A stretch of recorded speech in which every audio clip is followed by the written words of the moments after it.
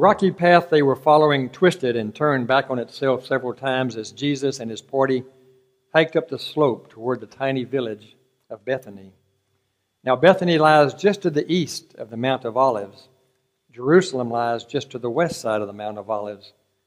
And nearby, off to the west of Bethany, there was a low rise that was anchored on the south by the Mount of Offense and on the north by the Mount of Olives.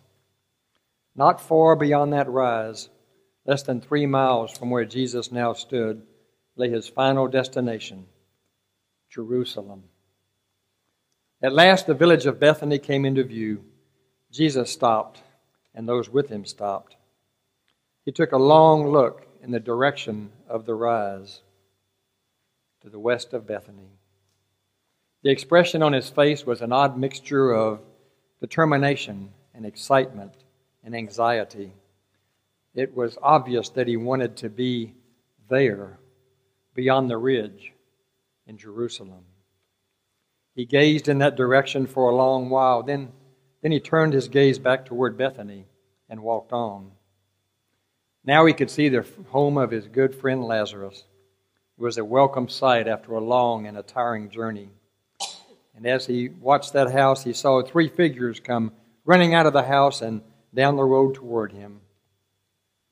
In the lead was the impetuous Mary, followed closely by Lazarus and Martha. They had been looking down the road and watching for him, and it was very obvious they were overjoyed to see him. A large meal had already been prepared and was waiting. So after receiving a warm welcome, Jesus and his friends went inside to the house out of the heat, washed off the dust from the road, and then everyone gathered around the table, sharing the evening meal and pleasant conversation. Everyone seemed to be talking at once until Jesus would speak, and then a hush would fall over the group as they hung on his every word. The sun was just touching the western horizon when Jesus stood up and excused himself from the group. He walked the short distance to the ridge line and found a spot off the road where he could sit down and stare off across the valley at Jerusalem. As he looked to the west, the last rays of the sun were shining through the notches on the ridges that lay to the west of Jerusalem. Then the sun was gone. It was sunset. The Sabbath had started. Tomorrow the temple and the temple area would be full of people gathered there to worship. Jewish people who had traveled from all over the known world to celebrate the Passover. Jesus thought about that magnificent temple. It had been built to honor God, his Father. The Jews were zealous in their love for God. He thought about them, God's chosen people, his people. And then he thought about the religious leaders who, along with their ancestors, had gone so far off the original mark in their relationship with God.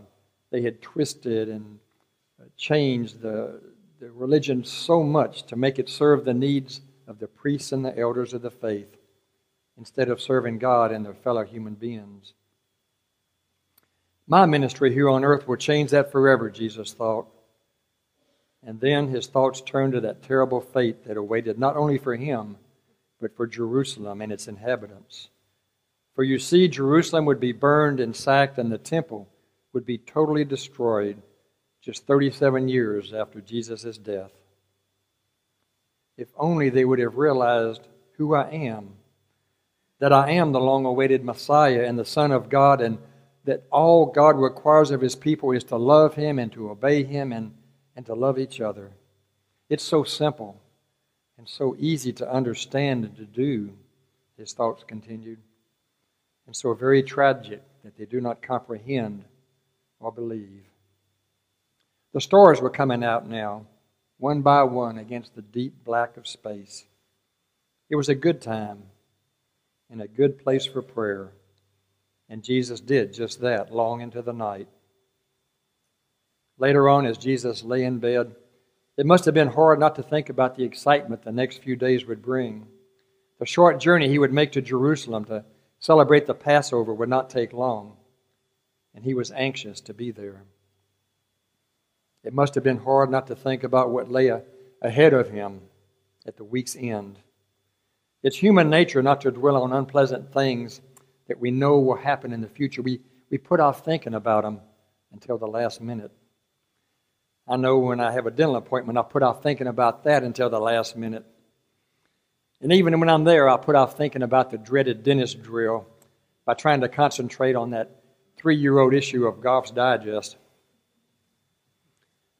And I couldn't resist that. I'm sorry. The gingerbread man has gingivitis. Condemned prisoners must put off thinking about their fate until the end is very near. The cross lay in the future, and even though that future was now only 6 days away, he had to focus on his mission and what he must do the next few days to complete that mission. Jesus may have drifted off to sleep with those very thoughts in his head. 2 mornings later, on the first day of the week, our Sunday, Jesus and his disciples prepared to set out for Jerusalem. A large crowd had gathered around him soon after he stepped out into the morning light. People from Jerusalem had heard that he was in Bethany, and many had made the 2-mile walk just to see him, to be a part of the excitement of what they thought was going to be history in the making. And they were right. Jesus had told 2 of his disciples to go up ahead and they would find a donkey's coat, one that had never been ridden, and that the owner would allow them to take it. Sure enough, they did as they were told and found everything just as Jesus had said. They brought the donkey to Jesus, and several in the crowd took off their cloaks and placed them on the donkey's back for Jesus to sit on. As Jesus crested the ridge, he could see many Jews making their way up the road from Jerusalem to be with him. Once they met the excited procession, they immediately joined in with shouts of Hosanna and other shouts of praise. But let's read what Matthew has to say about this triumphal entry.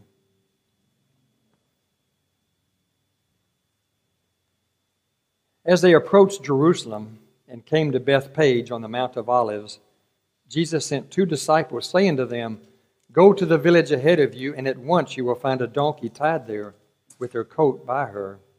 Untie them and bring them to me. If anyone says anything to you, tell him that the Lord needs them, and he will send them right away."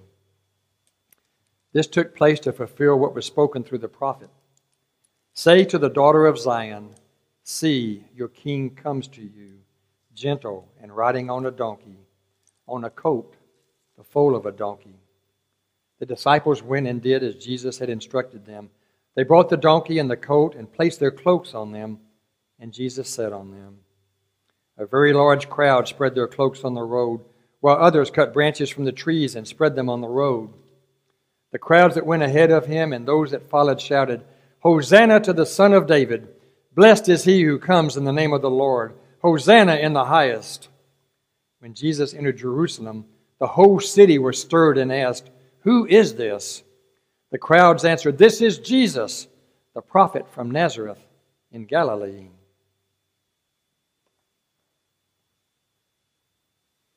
You know, as a child and even as a young adult, I'd always pictured Jesus riding into Jerusalem on his donkey in the middle of a crowd of maybe 100 or 200 people. His entry into the city was much more dramatic than that Sunday school picture that I had. To truly appreciate this event, we need to look at the historical accounts of the Passover festivals in Jerusalem at this time. 30 years after Christ was crucified, a Roman governor took a census of the number of lambs that were slain in Jerusalem during the Passover and found that the number was about 260,000 lambs. Now, it was a Passover regulation that there had to be a minimum of 10 people per lamb. So this places the minimum number of people in Jerusalem during the Passover at 2,600,000.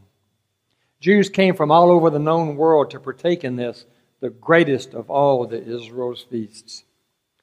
Moreover, it was a Jewish law that all adult males that lived within 20 miles of Jerusalem had to attend. This was not some quiet, dusty little city that Jesus was entering. It was a bustling city thronging with people, and Jesus could not have chosen a more dramatic time to make his entrance.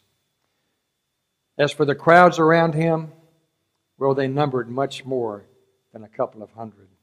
Word had spread all over Israel of this Jesus and his miracles and his teachings, and folks were curious about him.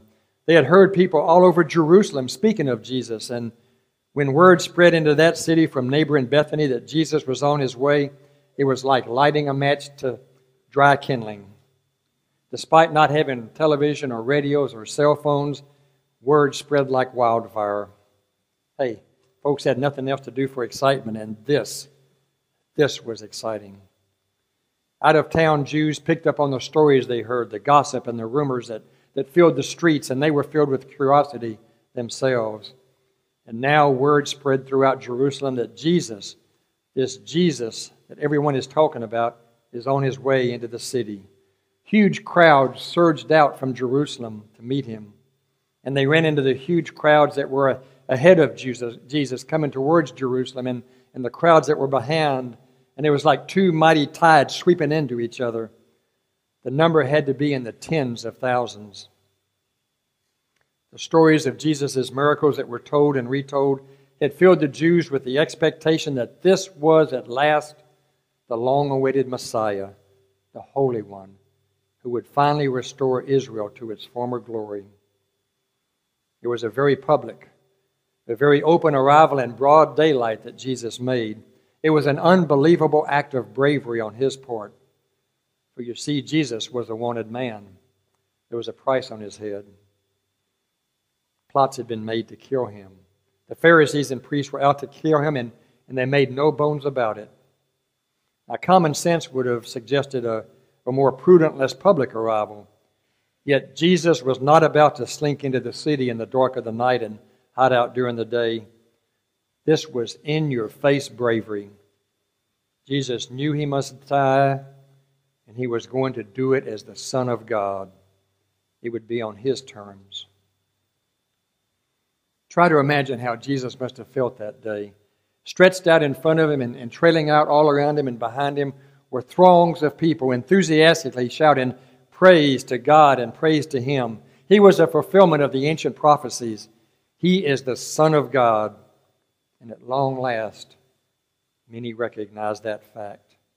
Here at this moment is vindication for the insults he received at the hands of the priests and the elders. It is he who is being honored this day, not them. Yet Jesus knows that the honor goes to his Father. Imagine him riding through the mighty gates of Jerusalem amid the shouts of the crowd, the donkey treading upon palm branches or cloaks every step of the way. You know, Jesus was human, and he couldn't have helped being moved by the grandeur of it all, at least a little bit. Here was the thrill of victory and the adulation of the crowd, and it would have been very human to revel in this moment and to dwell in it. Not Jesus. He had resisted temptation when he was at his weakest in the wilderness for 40 days, and he was not going to give in to it now. He was not of this world, therefore he placed no value on fame or possessions or a position, but it had to have thrilled him at this moment of triumph. The next few days would be busy and full days for Jesus. He would give his Sermon on the Mount, evade arrest, teach the people, heal the sick and afflicted, chase the money changers out of the temple, and institute the Lord's Supper. Now, what happens after that, we'll discuss this coming Thursday at 6 and Good Friday at 6, and especially on Easter Sunday morning. His victorious entry into Jerusalem didn't stop at the gates of the city. That mysterious road to final victory led on to the cross 5 days later. He would achieve his final victory not amid the shouts of praise from a huge throng of adoring people, but by suffering alone on a cross. This was the agony of victory that he endured for you and me and for all mankind. The thrill of victory would also become the agony of victory for Jesus, at least briefly. The thrill of victory would emerge again at sunrise 3 days later from out of a tomb carved into a hillside. the agony of victory would forever be overshadowed by the thrill of victory of Christ over Satan. In this, the final week of Lent, let the enormity of what transpired during Holy Week sink in. Let the enormity of God's love for each of you sink in and fill your entire being with awe and gratitude, and most of all, with His love. We will move on to Jesus' agony of victory this Thursday evening and Friday evening. But for now, we will leave Jesus as He is entering the mighty gates of Jerusalem, as He rides the crest of His popular support, and as He is celebrated by the throngs of people that He so dearly loves. We will leave Him as He is experiencing this thrill of victory. And may God bless this message to each of you.